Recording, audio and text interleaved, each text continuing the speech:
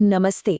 एक सवाल जो अक्सर सुनने में आता है, बल्कि बहुत परेशान भी करता है, कि अगर पौधों में भी जान है, तो फिर उन्हें खाना और जानवरों को खाने में फर्क ही क्या है? आज हम इसी गहरे सवाल की तह तक जाएंगे और समझेंगे कि शाकाहार और मांसाहार के बीच आखिर असली अंतर है क्या। तो सवाल सीधा है, क्या एक पौधे को खाना एथिकली एक जानवर को खाने के बराबर है? सुनने में तो ये सवाल बहुत सिंपल लगता है, पर इसका जवाब उतना ही कॉम्प्लिकेटेड है। चलिए एक एक करके इसकी परतें खोलते हैं।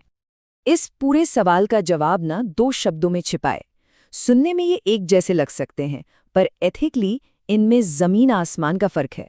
दोहन और शोषण। और आप देखेंगे कि ये छोटा सा दिखने वाला फर्क इस पूरी बहस को कैसे पलट कर रख देता है। देखिए, दोहन का मतलब है इस्तेमाल करना, पर जिंदगी को खत्म किए बिना। जैसे जब हम पेड़ से फल तोड़ते हैं या गाय का दूध निकालते हैं, तो हम नेचर के दिए रिसोर्स का इस्तेमाल तो कर रहे हैं, लेकिन जो लाइफ सोर्स है, मतलब वो पेड़ या वो गाय, वो जिंदा रहते हैं। ये नेचर के साथ मिलकर जीने जैसा है। और इसके ठीक उलट है शोषण। इसमें सीधा सीधा किलिंग, पेन और सफरिंग शामिल है। जब मीट के लिए किसी जानवर को मारा जाता है, तो वो उसकी जिंदगी का अंत होता है।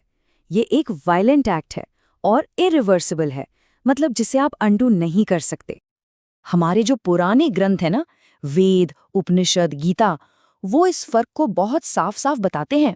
वो कहते हैं कि दोहन ठीक है, आप कर सकते हैं, पर शोषण, खासकर किसी की जान लेना, वो धर्म के खिलाफ है।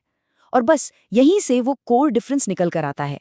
शाकाहार को कहा गया मिनिमम वायलेंस और मांसाहार को फुल वायलेंस। चलिए अब एक और बहुत जरूरी पॉइंट पर आते हैं, द कॉन्शियसनेस स्पेक्ट्रम, मतलब चेतना का दायरा। हाँ, बिल्कुल, पौधों में जान होती है, कॉन्शियसनेस होती है, पर सवाल यह है कि क्या उनकी चेतना और एक जानवर की चेतना एक जैसी है? इसका जवाब साइंस और फिलॉसफी दोनों नहीं में देते हैं। और पता है, ये कोई नई खोज नहीं है कि पौधों में चेतना होती है। हजारों साल पहले हमारे दर्शन में उन्हें प्राणधारक कहा गया, और आज के जमाने में डॉक्टर जगदीश चंद्र बोस जैसे महान वैज्ञानिकों ने अपने एक्सपेरिमेंट्स ये साबित कर दिया है कि पौधे भी महसूस करते हैं, आसपास के माहौल पर रिएक्ट करते हैं। तो वैदिक फिलॉसफी के हिसाब से ना, कॉन्शियसनेस की एक हायरार्की है, एक तरह का लेवल सिस्टम है। मतलब जान तो सब में है, पर चेतना का लेवल अलग अलग है। पौधों में ये चेतना सोई हुई सी है, डॉर्मेंट है। जानवरों में डेवलप्ड है, और इंसानों में इसे फुल्ली डेवलप्ड माना गया है। और अब आता है सबसे बड़ा, सबसे क्रूशल डिफरेंस, दर्द का एहसास। देखिए, पौधों में सेंट्रल नर्वस सिस्टम नहीं होता, इसलिए वो दर्द को उस तरफ फील नहीं कर सकते जैसे हम या जानवर करते हैं। दूसरी तरफ जानवरों में एक कॉम्प्लेक्स नर्वस सिस्टम होता है, और इसी वजह से वो दर्द, डर और तकलीफ को लगभग ऑलमोस्ट इंसानों की तरह ही महसूस करते हैं। अच्छा, अब आते हैं भगवद गीता के पर्सपेक्टिव पर।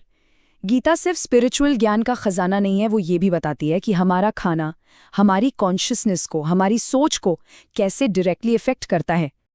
तो गीता खाने को 3 कैटेगरीज में बांटती है, 3 गुणों में, सात्विक, राजसिक और तामसिक।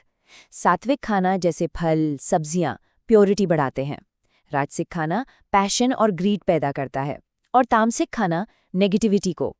और सबसे जरूरी बात, मांसाहारी खाने को तामसिक की कैटेगरी में रखा गया है।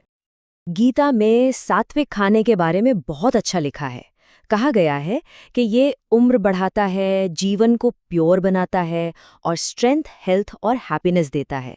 ये तो वेजिटेरियन लाइफस्टाइल का एक क्लियर कट एंडोर्समेंट है। और वहीं दूसरी तरफ गीता नॉन वेजिटेरियन खाने को तामसिक बताती है।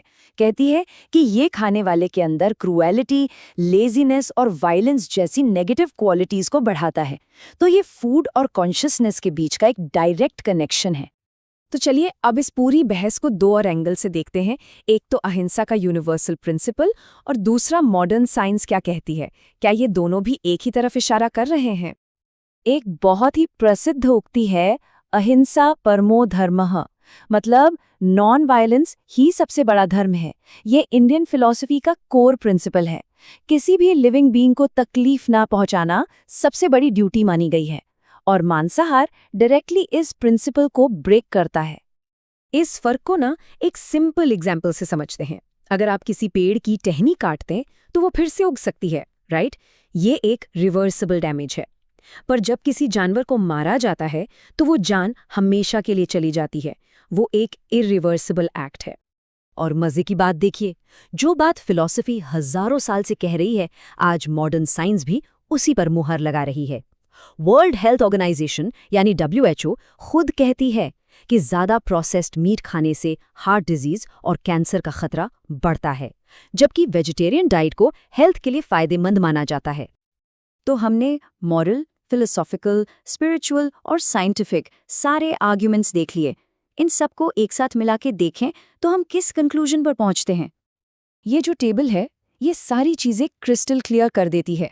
चाहे बात कॉन्शियसनेस पर इम्पैक्ट की हो, वायलेंस के लेवल की हो या फिर हेल्थ पर असर की, हर पैमाने पर वेजिटेरियनिज्म एक कम हिंसक और ज्यादा पॉजिटिव ऑप्शन की तरह दिखता है। एक तरफ शांति और कंपैशन है तो दूसरी तरफ वायलेंस और एंगर। तो आखिर में ये पूरी बहस एक बहुत ही सिंपल सी सच्चाई पर आकर रुक जाती है। शाकाहार मतलब न्यूनतम हिंसा और मांसाहार मतलब पूर्ण हिंसा। तो शायद असली सवाल ये नहीं है कि पौधों में जान है या नहीं। असली सवाल ये है कि हम अपनी चॉइस से दुनिया में कितनी हिंसा और कितनी पीड़ा लाना चाहते हैं।